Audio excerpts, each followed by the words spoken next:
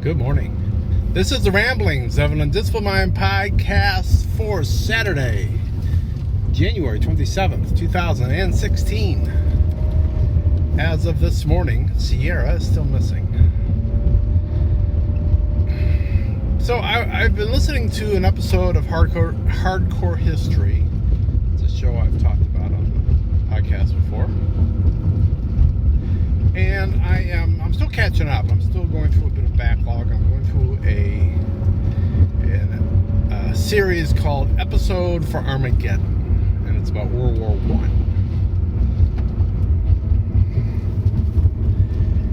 I. And he said something in this last episode that I was listening to. I think it was like episode 4 of the series, something like that. And he was talking about, the things that these people put up with that are fighting. The constant shelling that they're putting up with is just never ending, and the mental strain. And, it kind of reminded me of the Battle of the Bulge. If you've seen or heard anything on that, Band of Brothers covered that a bit.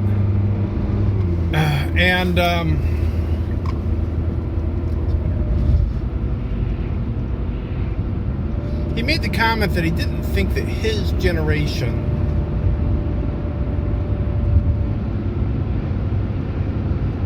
would fare as well, would be able to put up with it as long as those people did in World War I, because this was before the idea of rotating troops out was really something that was done there. You were on the line, you were getting shelled, and you were there. If you lived, big if, you were there for the duration. For the most part, you were there for years or months. So there was none of this. I don't know what the time frame is, but there was no of what has been done since in World War II. Of you're on the front for a certain period of time, and then they bring you back to the they pull you back to the rear a little bit and let you recoup from that before they send you out front again. It's just this constant thing. And he was saying that, and the ramifications were very real. If people became unhinged, just under the and it's, I won't go into any detail here, but just the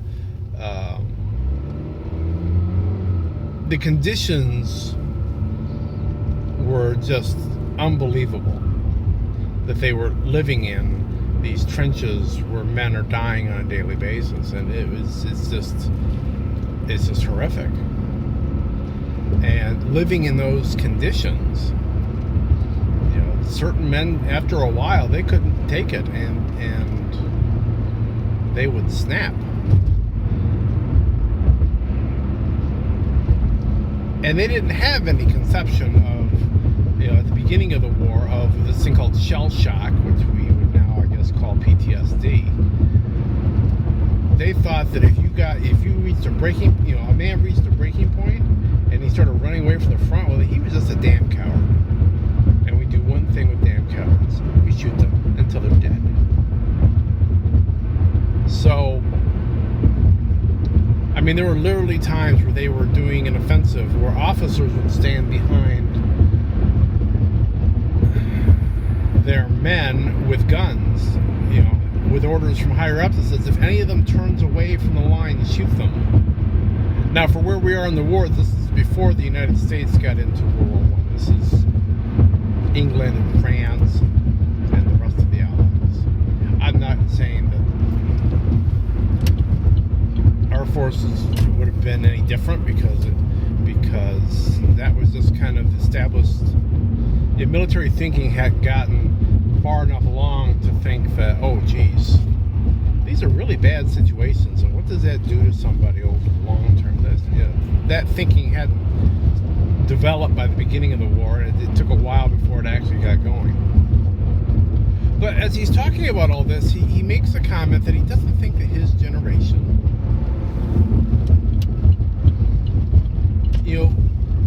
would fare as well. That more of them wouldn't just run from the lines and get shot or whatever. He doesn't think that they've got the mental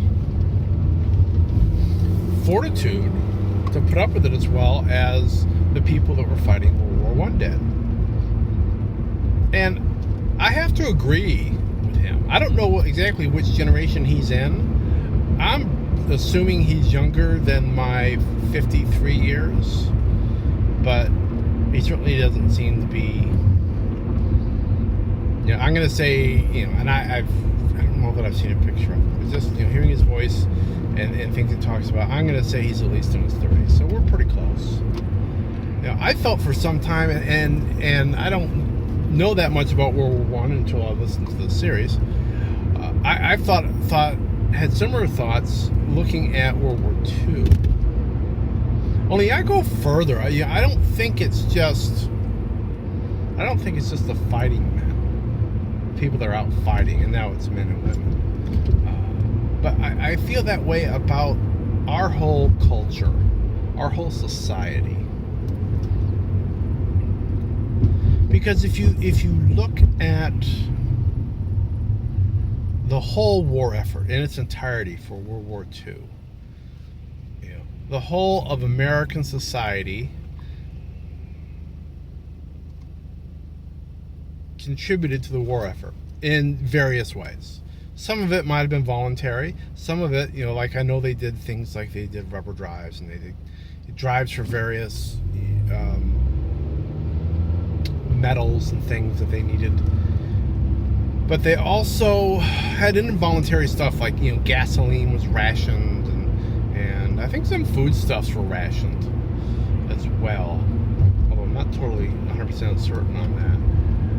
It was in a large part a team effort, if you will, not only on the part of the military that was, yes, actively fighting the war with guns and bombs and whatnot, but also on the home front, as they would have said.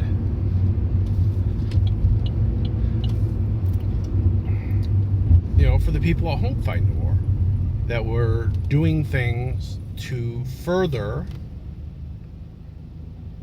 the war effort. And I don't think we're capable of that anymore. I think we're too divided.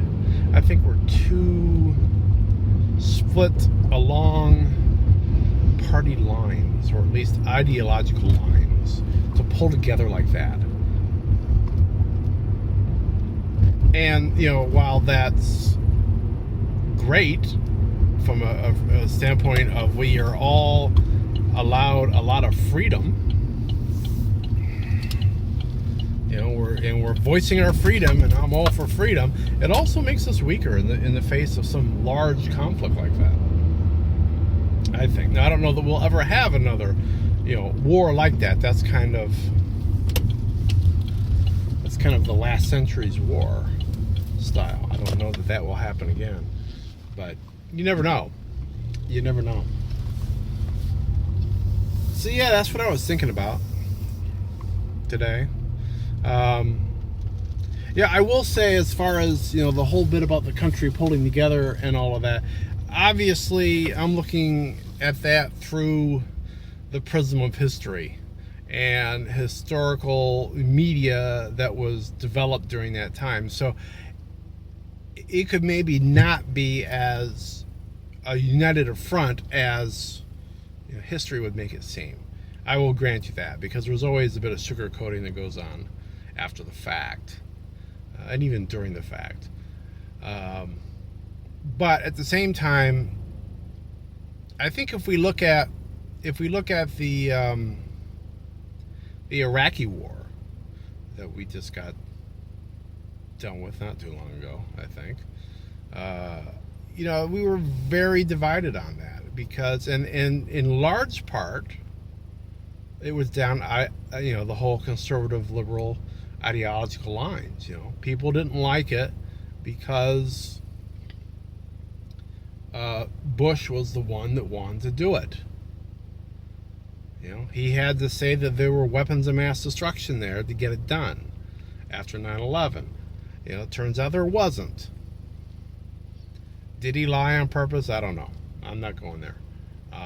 But I find it interesting that nobody that I've ever heard in all the discussion about why we did it and was it good and was it bad, I've never heard anybody say, you know what, we should have done it because Hussein, no, it wasn't Hussein. Yeah, it was Hussein. Because Hussein was a butcher who was killing his own people. I mean, just from a basis of human rights, we should have done it probably years and years before. But we get in the whole weapons of mass destruction thing, and it becomes a Republican versus Democratic issue, or Democrat issue, I should say, and not an issue of what's the right thing to do. And I feel like in the earlier conflicts, like World War One, like World War II, people thought more about what's the right thing to do. Now the difference between those is that then we went through Korea and Vietnam, and that's a whole other podcast, and one I'm probably not going to tackle because I don't know that much about those. But obviously, experiences there changed our feelings on war as a country. So, but anyway, that's what I was thinking about today. Let's see. Today's Saturday. I'll be back on Monday, and I'll be talking to you then. So, be seeing you.